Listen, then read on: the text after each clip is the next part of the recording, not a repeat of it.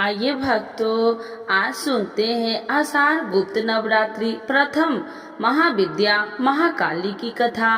तो एक बार बोलिए प्रेम से माता काली की जय, भगवती माता की जय। गुप्त नवरात्रि के पहले दिन माँ काली की पूजा। गुप्त नवरात्रि में माँ दुर्गा और उनकी 10 महाविद्याओं की विशेष पूजा की जाती है। गुप्त नवरात्रि को विशेष रूप से गुप्त नावों के लिए जाना जाता है। गुप्त नवरात्रि के पहले दिन माता काली की पूजा करने का नियम है। गुप्त नवरात्रि में माँ काली की प्रथम पूजा का महत्व। 10 महाविद्याओं में माँ काली प्रथम रूप है। माँ काली जी का स्वरूप अत्यंत विकराल, भयंकारी और मंगलकारी है। माँ काली का ये स्वरूप असुरों को नाश करने वाला है। यदि कोई व्यक्ति गुप्त नवरात्रि के दौरान माँ काली की पूजा करता है तो उसके ऊपर सामने असुरी शक्तियों का कोई असर नहीं होता है। माँ काली की पूजा करने वाले व्यक्ति को रूप, यश, जय की प्राप्ति होती है। समस्त सांसारिक बाधाएं खत्म हो जाती है। माँ काली ने चंड मुंड का संहार किया था, इसीलिए उन्हें चामुंडा के नाम से भी जाना जाता है। माँ काली अपने गले मुंडमाला धारण करती है। इसके एक हाथ में खड्ग, दूसरे हाथ में त्रिशूल और तीसरे हाथ में कटा हुआ सिर होता है। माँ दुर्गा के रक्त बीज नाम के असुरों का वध करने के लिए माँ काली का अवतार धारण किया था। 10 महाविद्याओं में माँ काली प्रथम देवी है। गुप्त नवरात्रि में प्रथम दिन माँ काली की आराधना की जाती है। जो लोग तंत्र शक्तियाँ प्राप्त करना चाहते हैं उन्हें गुप्त नवरात्रि के पहले दिन विशेष रूप से माँ काली की पूजा करनी चाहिए। इसके अलावा माँ काली की आराधना करने से सभी प्रकार की तंत्र बाधाओं से छुटकारा मिल जाता है। जो लोग अपने शत्रुओं से बहुत परेशान रहते हैं उन्हें गुप्त नवरात्रि में माँ काली की आराधना करनी चाहिए। ऐसा करने से शत्रु से मुक्ति मिलती है। माँ काली की पूजा करने से अकाल मृत्यु का भय भी दूर हो जाता है। गुप्त नवरात्रि में 2 तरीके से माँ काली की पूजा की जाती है। जो लोग तांत्रिक विद्या हासिल करना चाहते हैं वो लोग इस दिन माँ काली की तंत्र विद्या द्वारा उपासना करते हैं। कुछ लोग गुप्त नवरात्र के प्रथम दिन सामान्य तरीके से माँ काली आराधना करते हैं, जिसमें उनके जीवन के सभी संकट दूर हो जाते हैं। गुप्त नवरात्रि के प्रथम दिन माँ काली के पूजन विधि। गुप्त नवरात्रि के पहले दिन सुबह ब्रह्म मुहूर्त सुबह 4 बजे उठकर स्नान करने के पश्चात स्वस्थ वस्त्र धारण करें। अब एक साफ चौकी पर गंगा जल छिड़ककर उसे शुद्ध कर ले। उस चौकी पर साफ कपड़ा बिछाकर घट स्थापना करे। घट स्थापना करने के लिए मिट्टी, तांबे या स्टील के पात्र में जल भरकर चौकी पर रखे। अब इसके ऊपर एक नारियल की मौली और चुनरी में लपेटकर कलश के ऊपर स्थापित करे।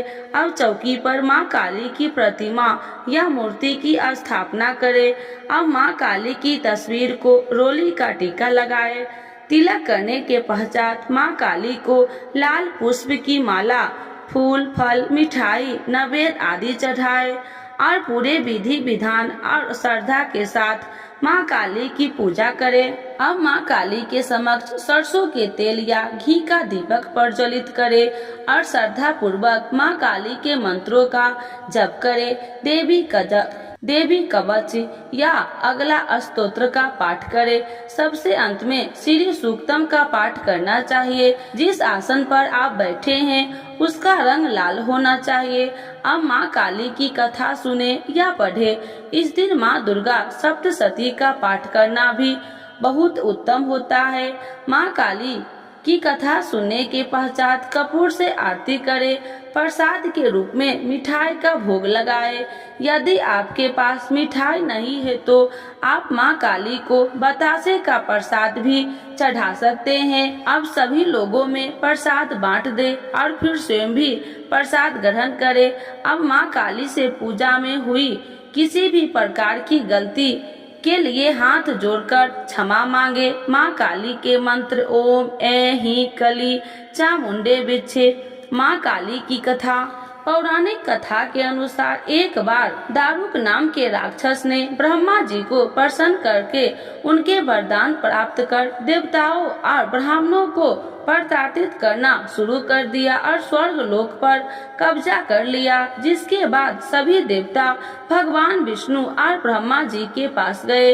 ब्रह्मा जी ने सभी देवताओं को बताया कि इस दुष्ट का संहार एक स्त्री कर सकती है।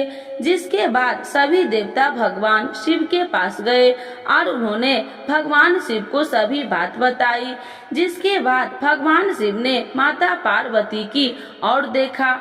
माता पार्वती इस पर मुस्कुराई और अपना एक अंश भगवान शिव में प्रवाहित कर दिया।